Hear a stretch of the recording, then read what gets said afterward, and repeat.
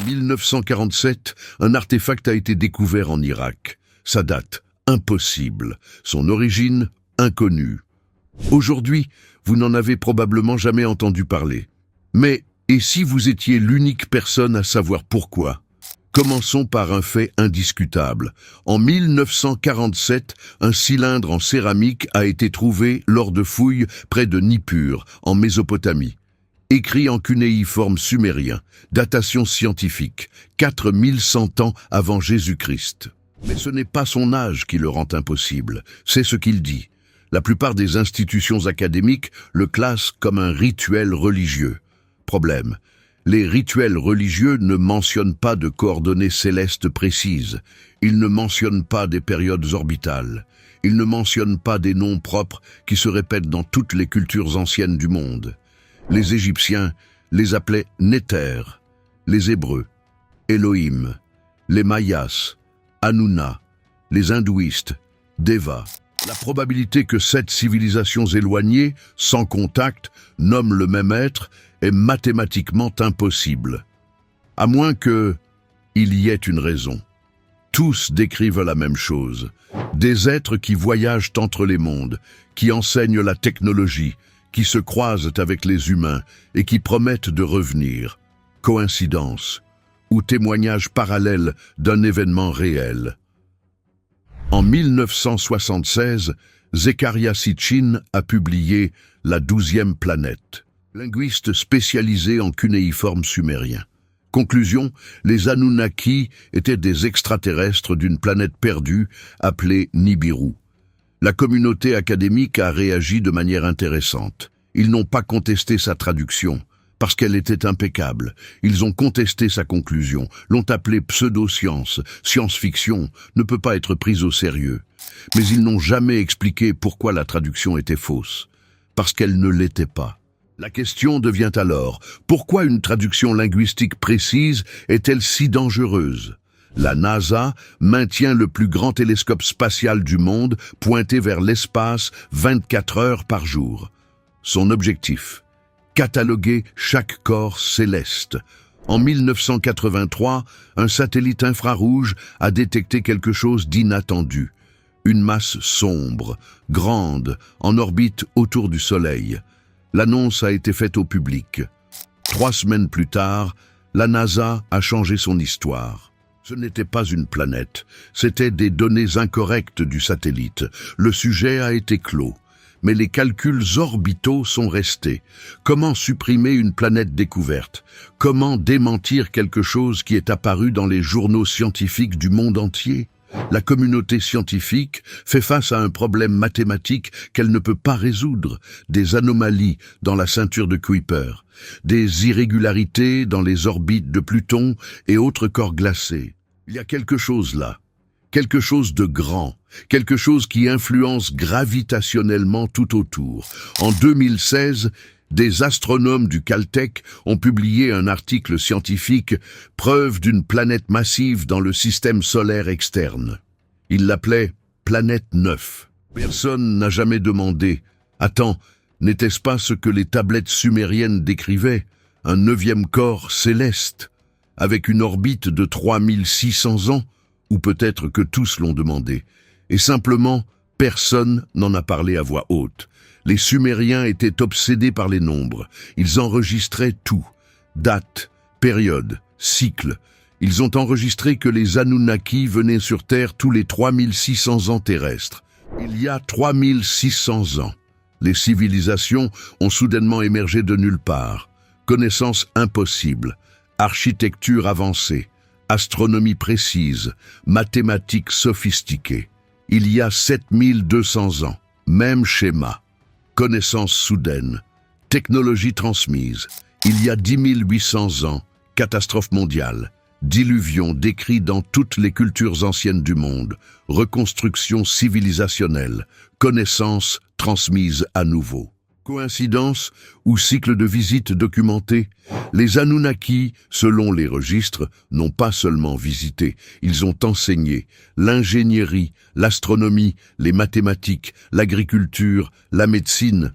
Mais ils ont enseigné quelque chose de plus, un avertissement. Dans chaque registre trouvé, le même message. Ils reviendront. Préparez-vous. Le 7e jour vient. Ce n'est pas une prophétie religieuse. C'est un rappel technique. Et maintenant, nous arrivons à la partie dont personne ne veut discuter. Quand exactement est le 7e jour ? En 2017, le premier objet interstellaire a été détecté passant à travers notre système solaire, nom Oumuamua, et son comportement était anormal. Il voyageait beaucoup plus vite qu'il ne devrait. Sa trajectoire a décéléré de manière impossible pour un objet naturel. Sa composition, encore inconnue. Les astronomes ont dû admettre publiquement cela pourrait être une voile solaire artificielle. Vous comprenez ce que cela signifie ? Ils ont littéralement dit cela pourrait être une sonde spatiale alien. Et puis, ils sont retournés à leurs journaux. Il existe un programme appelé SETI, Search for Extraterrestrial Intelligence, des milliards investis pour chercher des signaux de civilisations aliens. Et ils ont trouvé quelque chose, en 1977. Un signal radio précis, non naturel, provenant de la direction Chi Draconis, force 30 fois supérieure au bruit de fond cosmique. La réponse du SETI était intéressante. Ils l'ont classé comme une anomalie inexpliquée et n'ont jamais cherché à nouveau dans la même direction. Si vous cherchiez la vie extraterrestre toute votre vie et que vous la trouviez, pourquoi arrêteriez-vous de chercher ? Les Anunnaki, selon les registres sumériens, faisaient plus que d'enseigner. Ils se reproduisaient avec les humains, créaient des hybrides, créaient littéralement une classe de travailleurs. Cela ressemble à de la science-fiction ? Peut-être parce que c'est la plus vieille science-fiction du monde. Mais voici le problème génétique. Le génome humain a des anomalies.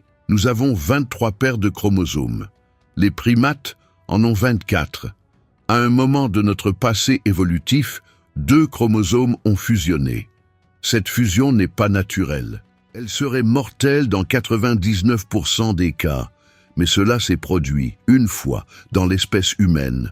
Comment expliquez-vous une modification génétique précise qui ne s'est jamais produite chez aucune autre espèce?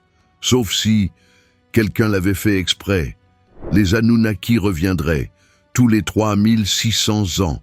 Et selon les registres qu'ils ont laissés, le prochain cycle s'aligne avec aujourd'hui. Ou très bientôt. La question cesse d'être s'ils ont existé et devient s'ils reviennent. Si tout cela était vrai, et soyons clairs, nous sommes en territoire spéculatif ici, pourquoi les agences spatiales, les gouvernements, la communauté scientifique restent-ils silencieux? La réponse est simple, parce que la panique n'aide personne. Si la population mondiale savait que des entités extraterrestres reviendraient dans quelques années, quel serait le résultat? Ordre, préparation rationnelle ou chaos? Alors ils choisissent contrôler l'information. Les gouvernements ne veulent pas arrêter parce qu'ils ont conquis le pouvoir. Les institutions scientifiques ne veulent pas admettre qu'elles avaient tort. Les agences spatiales ne veulent pas créer de l'hystérie. Alors, le secret demeure, gardé, compartimentalisé, nié. Et vous restez à l'écart, parce que c'est plus facile. Mais si vous savez ce qu'il faut chercher, les signaux sont partout. Augmentations anormales dans les observations du SETI, découverte d'objets interstellaires, anomalies gravitationnelles, images infrarouges jamais expliquées. Tout cela pointe vers la même conclusion. Nous ne sommes pas seuls, et ils sont proches, très proches. Les signaux sont dans les revues scientifiques que personne ne lit, dans les documents déclassifiés que personne ne cherche, dans les observations astronomiques que personne ne corrèle. Le puzzle existe, mais la plupart des gens ne savent même pas qu'ils cherchent les pièces. Vous, maintenant vous savez. Maintenant vous voyez les signaux, et vous ne pouvez pas ignorer. Vous avez 2 choix maintenant. Le premier, ignorez tout cela, retournez à votre fil, continuez votre vie comme si rien n'avait changé. Oubliez chaque parole que vous avez entendue dans cette vidéo. Le deuxième, acceptez que vous sachiez quelque chose que la plupart des gens préfèrent ne pas savoir, et vivre avec cette vérité inconfortable. Parce que voici la chose. Si vous regardez ceci, c'est parce qu'une partie de vous a toujours su, avait toujours senti que l'histoire officielle n'était pas complète, qu'il manquait quelque chose.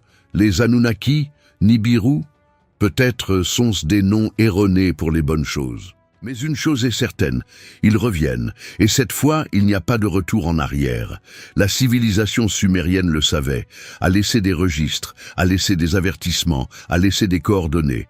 Et nous, sommes-nous préparés, ou attendons-nous que ce ne soit pas vrai? Le choix est maintenant vôtre. Si c'est vrai, cela change tout. Si c'est mensonge, cela change quand même tout. Maintenant vous savez, maintenant vous décidez.